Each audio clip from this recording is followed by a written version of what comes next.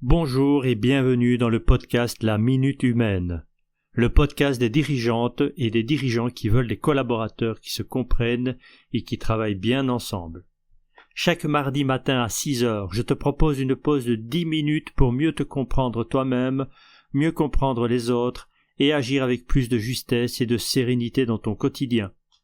Si tu veux recevoir des pistes concrètes, des ressources ou simplement faire connaissance, je t'invite à t'inscrire à ma newsletter.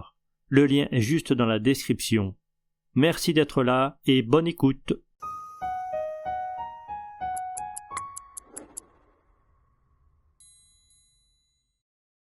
L'année 2025 est passée, le temps des bilans est arrivé. Le bilan comptable, le compte de résultats, le bilan RH. Les objectifs sont atteints, magnifique, bravo. Tu n'as pas atteint tes objectifs? Eh bien, magnifique et bravo. L'atteinte des objectifs ou pas ne fait pas de toi quelqu'un de génial ou pas.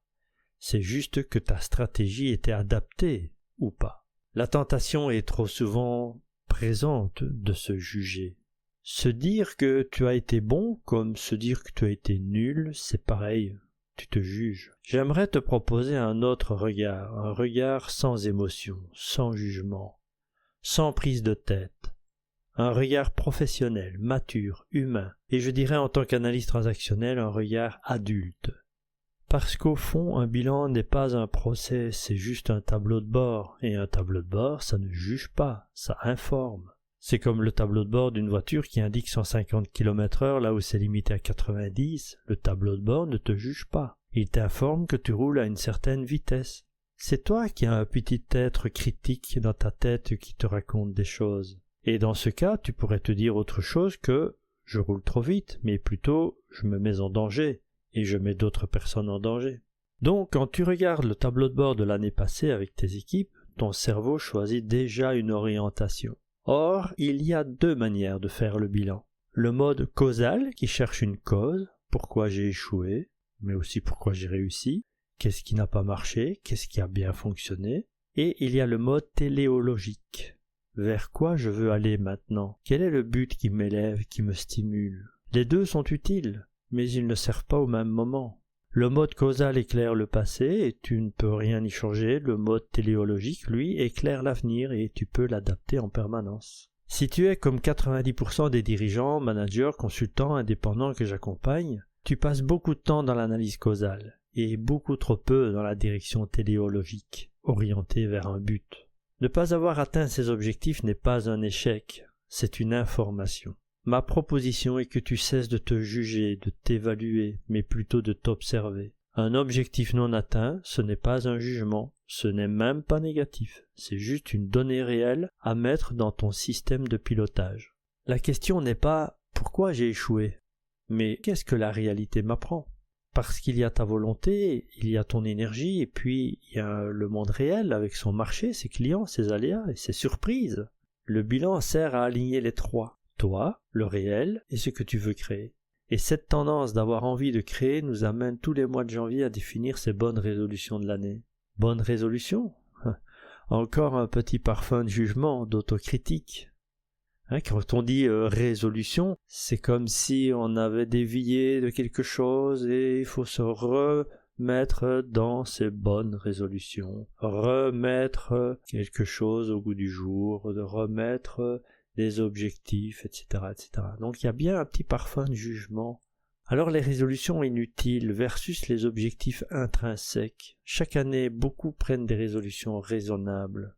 Être plus organisé, être plus efficace, augmenter son chiffre d'affaires, avoir plus de visibilité. Vous entendez, il y a des superlatifs, plus, c'est être un petit peu plus que ce qu'on a été. C'est pas vraiment un objectif, ça ne se mesure pas. C'est bien, mais ce ne sont pas vraiment des objectifs intrinsèques. Les objectifs intrinsèques, ce sont ceux qui vous traversent, ceux qui viennent des tripes, ceux qui te reconnectent à ton impact sur le monde. Un objectif intrinsèque, c'est quelque chose comme « Cette année, j'accompagne les gens à se sentir puissants. Cette année, je crée un programme qui va changer la vie professionnelle de mes clients. Cette année, je porte ma voix, même si elle tremble. » Ce ne sont pas des choses que tu coches dans un fichier Excel, ce sont des choses que tu deviens. Et si tu réajustais tes objectifs autrement? Je vais te proposer un exercice simple qui apparaît aussi dans ton carnet de bord. Il commence par une phrase. Qu'est-ce que je veux vraiment cette année en tant qu'être humain? Pas qu'est-ce que je dois atteindre, pas qu'est-ce que les autres attendent de moi, pas qu'est-ce qu'il faudrait faire. Tu peux les mettre, mais après ton objectif intrinsèque. Qu'est-ce qui me met en mouvement presque malgré moi? Un objectif intrinsèque, c'est une force intérieure, une force qui génère naturellement de la puissance, de l'énergie, de l'élan. Et paradoxalement, ce sont ces objectifs intrinsèques qui produisent les meilleurs résultats mesurables, ceux qui touchent le marché, les clients, les équipes, ceux qui changent le monde parce qu'ils sont vivants.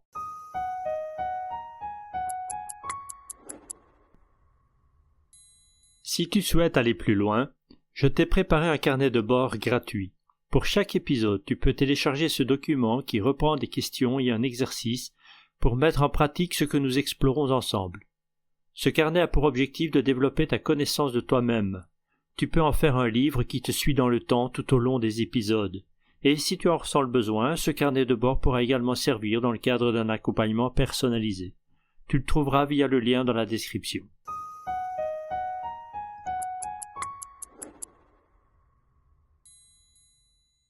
Je te parle de l'exemple de Marie, qui est directrice régionale. Marie arrive en coaching en disant « Je veux augmenter la performance de mes équipes. » Objectif raisonnable, rationnel, attendu. J'explore avec elle le sens qui se cache derrière ça. Et nous découvrons qu'en fait, bien sûr qu'il y a des entendus en termes de résultats, mais elle se rend compte que ça va passer par une valeur, celle de la fierté de faire bien son métier. Et son objectif intrinsèque apparaît. Elle dit « Je veux que mes équipes retrouvent la fierté de leur métier. » Et là, je vois Marie qui se relève de son siège. Elle est déjà en action. Elle trouve rapidement des critères qui permettent de mesurer que ses collaborateurs retrouvent de la fierté. Et une feuille de route se met en place. Je n'ai presque plus rien à faire. Elle se mobilise, son énergie se libère et se déploie. Sa posture est telle que lorsqu'elle va communiquer avec ses équipes, il va se passer quelque chose de nouveau. Et la performance qu'elle voulait voir s'améliorer est déjà en train d'évoluer. Alors, les bonnes résolutions vraiment utiles ne se prennent pas dans la tête, mais dans les tripes.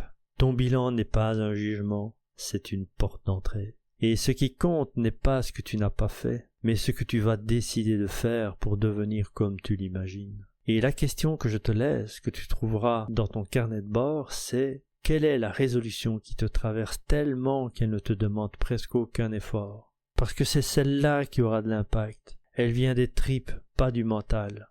Tu vois, il y a de nombreuses résolutions qui viennent pour contrer des circonstances, comme des circonstances économiques. Et là, ça demande beaucoup d'énergie, beaucoup d'efforts, et c'est incertain. Tandis que si tu vas voir ce qui est en toi, ce qui est inspirant, ça va te demander très peu d'efforts, et ça te garantit d'arriver à un résultat.